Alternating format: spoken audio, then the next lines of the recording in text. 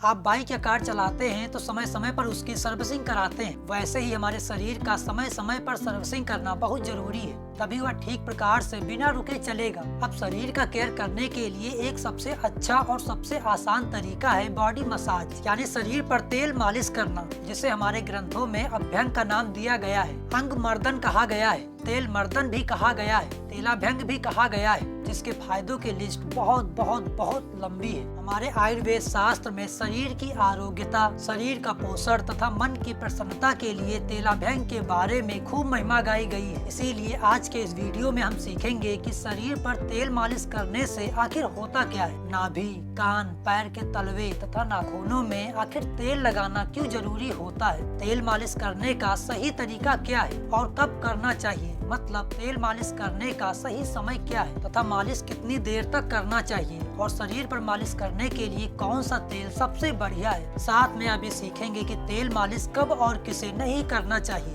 तो यह सीखने के लिए चलिए नेचुरली शुरू करते हैं।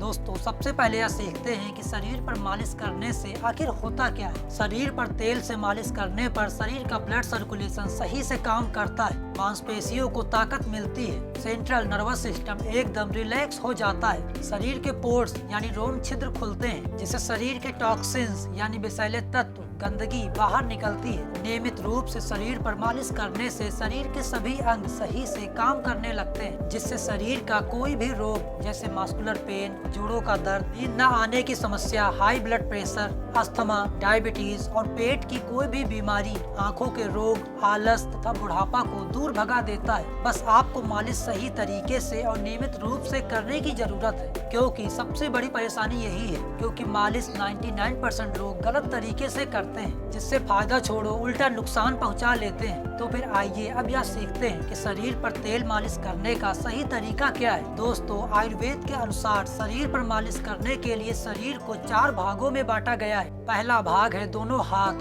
दूसरा भाग है दोनों पैर, तीसरा भाग है बीच का अंग मतलब गले के नीचे से लेकर के कमर तक, चौथा भाग है गले के ऊपर मतलब पूरा सिर। अब जब आप मालिश करना शुरू करें तो 2 बातों का ध्यान आप जरूर रखें। पहली बात कि जहां पर आपके जॉइंट्स हैं मतलब कलाई, कोहनी, कंधा, टखना और घुटना, वहां पर आपको सर्कुलर मालिश करना है, मतलब अपने जोड़ों के चारों ओर गोल गोल मालिश करनी है। दूसरी बात, आप अपने हाथों और पैरों में इस तरह से मालिश करें कि ब्लड फ्लो हृदय की तरफ आए। अगर खून के दौरान हृदय की तरफ ना जाकर के बल्कि हृदय से उल्टा जाएगा तो इसमें हृदय को ब्लड खींचने के लिए बहुत ज्यादा एफर्ट लगाना पड़ेगा, जिससे हृदय कमजोर होगा, नसें कमजोर होंगी। इसीलिए आप जब भी मालिश करें तो इतना ध्यान रखें कि ब्लड फ्लो हृदय की तरफ आए। इसीलिए अगर आप हाथों की मालिश करें तो नीचे से ऊपर की तरफ हाथों की मालिश करें, पैरों की मालिश करें तो नीचे से ऊपर की तरफ मालिश करें, गर्दन की मालिश करें तो ऊपर से नीचे की तरफ मालिश करें। बाकी पेट की मालिश गोल गोल यानी जैसे घड़ी की सुई चलती है वैसे आप कर सकते हैं। इससे आपको मालिश का पूरा लाभ मिलेगा। और जब आप मालिश करें तो अपने नाभि में 2 से 3 बूंद तेल अवश्य डालें, क्योंकि हठ योग में बताया गया है कि यह हमारे शरीर का जड़ है, क्योंकि हमारे शरीर की 72,000 नाड़ियाँ यहीं पर आकर के जुड़ी हैं। यहाँ पर तेल डालने से नाखून, बाल और त्वचा हर एक जगह पोषण पहुँच जाता है। सर्दियों में होंठ फटना 2 ही दिन में बंद हो जाता है। साथ में अपने कान में भी 2 से 3 बूंद तेल अवश्य डालें। कान की मालिश भी करें, क्योंकि कान में कुछ ऐसे एक्यूप्रेशर पॉइंट होते हैं जहाँ पर दबाव पड़ने से बुद्धि तेज होती है। साथ में कान कफ का स्थान है, मतलब अगर शरीर में कफ बढ़ा हुआ है और अगर कान की मालिश की जाए तो कफ शांत होता है। खासकर छोटे बच्चों का कफ बहुत ज्यादा बढ़ जाता है, तो आप कान की मालिश जरूर करें। पैर के तलवे में भी मालिश करें, क्योंकि हमारे पैर के तलवे में भी बहुत सारे एक्यूप्रेशर पॉइंट होते हैं जो सूक्ष्म नाड़ियों के रास्ते से हमारे पूरे शरीर के अंगों से कनेक्टेड होते हैं। तलवे की मालिश करते ही 2 मिनट के अंदर ही हमारा सेंट्रल नर्वस सिस्टम एकदम रिलैक्स हो जाता है, जिससे मन शांत हो जाता है और नींद बहुत ही गजब की आती है। और हमारे ग्रंथों में भी यह कहा गया है कि अगर आप 7 से 8 घंटे की गहरी नींद में सो सके तो आपका शरीर जल्दी बीमार नहीं होगा। इसके अलावा आप नाखूनों की मालिश जरूर करें, इसे डेड टिश्यूज ना समझें, क्योंकि हमारे आयुर्वेद के अनुसार नाखून से हमारे हड्डियों और बालों का सीधा संबंध है। नाखून में मालिश करने से नाखून तो चमकदार बनते ही हैं, साथ में हड्डियां मजबूत होती हैं। और साथ में बाल चमकदार और मजबूत भी बनते हैं। अब जब आप मालिश करें तो अगर ठंड ज्यादा ना हो तो आप मालिश खुले स्थान में करें, मतलब हवादार स्थान में करें। सुबह की सूर्य की लालिमा वाली किरणों में करें, इससे फिर बहुत ही विशेष लाभ मिलेगा। और अगर ऐसा ना हो पाए तो फिर आप बरामदे में या फिर अपने कमरे में करें। बस एक बात हमेशा याद रखना कि मालिश करना मतलब अपने शरीर में इंजेक्शन लगवाना नहीं है कि आप अंदर से दुखी हो रहे हैं। अपने शरीर की मालिश करना मतलब अपने शरीर से, अपने आप से स्नेह करना है, मतलब खुद से प्यार करना है। इसीलिए आप जब अपने शरीर की मालिश करें तो अपने मन को एकदम शांत रखें, अंदर से एकदम खुश रहें।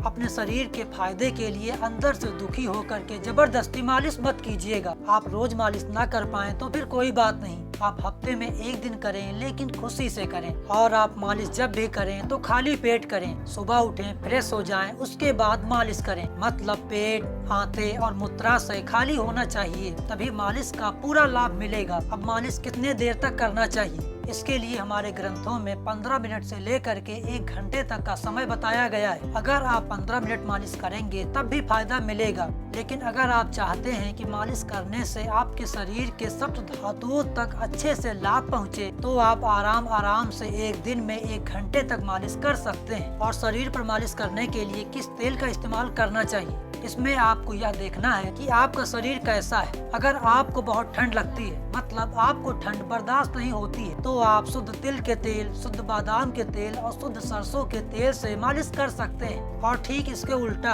अगर आपके शरीर को गर्मी बर्दाश्त नहीं होती है या धूप बर्दाश्त नहीं होती है, तो फिर आप नारियल या फिर जैतून के तेल से मालिश कर सकते हैं। जब आप तेल से मालिश करें तो तेल को थोड़ा गुनगुना कर लें, इससे वह तेल शरीर में अच्छे से ऑब्जर्व हो जाता है, फिर लाभ बहुत विशेष मिलता है। इसके अलावा तेल मालिश करने के बाद तुरंत नहीं नहाना चाहिए। ठंडियों में मालिश करने के बाद कम से कम आधे घंटे से लेकर के 1 घंटे बाद नहाना चाहिए। वही गर्मियों में आप मालिश करने के 10 मिनट बाद भी नहा सकते हैं, लेकिन नहाने के बाद फिर तेल मालिश नहीं करनी चाहिए। आचार्य वाघ भट्ट ने अपने ग्रंथ अष्टांग हृदय में यह लिखा है कि नहाने के बाद सिर्फ छोटे बच्चों को ही तेल मालिश किया जा सकता है, और उन बच्चों को जिनका कफ बहुत ज्यादा बढ़ा हो, क्योंकि बच्चों के शरीर में कफ को खत्म करने के लिए तेल मालिश से अच्छा कोई विकल्प है ही नहीं। इसके अलावा जिनकी त्वचा बहुत ज्यादा रूखी है, वे अपने त्वचा पर हल्के हाथ से तेल को लगा सकते हैं, लेकिन मालिश नहीं कर सकते। इसका कारण यह है कि मालिश करने के बाद शरीर से टॉक्सिन्स बाहर आता है, पसीना बाहर आता है। अब हम अपने स्किन में तेल लगाए हुए हैं तो जाहिर सी बात है कि स्किन ऑयली हो जाती है। अब अगर स्किन पर धूल, मिट्टी या फिर कोई भी गंदगी पड़ेगी तो वह स्किन पर जमेगी,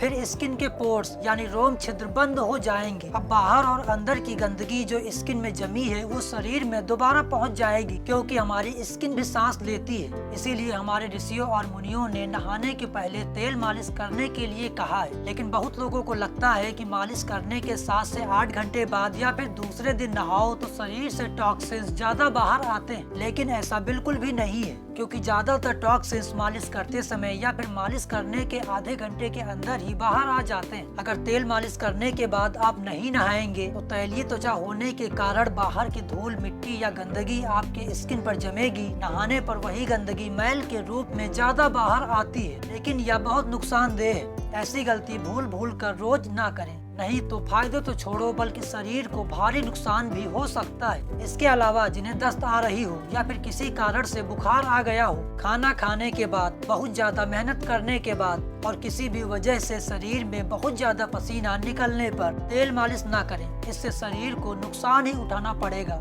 मालिश करके शरीर को फायदा पहुंचाना ही है तो फिर कितना आसान है। आप सुबह उठें, 1 गिलास पानी पिएं और फ्रेश हो जाएं, और उसके बाद मालिश कर लीजिए, और मालिश करने के 1 घंटे बाद नहा लीजिए। अगर आप हफ्ते में 1 भी दिन तथा 2 से 3 महीने तक इस तरह से अभ्यंग करते हैं तो फिर आपको बहुत ही गजब के फायदे दिखेंगे। मतलब आपका शरीर मजबूत भी रहेगा, लचीला भी रहेगा, शरीर के सभी ऑर्गन्स अच्छे से काम करेंगे, जिससे आप फिट रहेंगे, हमेशा एक्टिव रहेंगे, एनर्जेटिक रहेंगे। दोस्तों, यही थे अभ्यंग करने के गजब के फायदे और अभ्यंग करने का सही तरीका।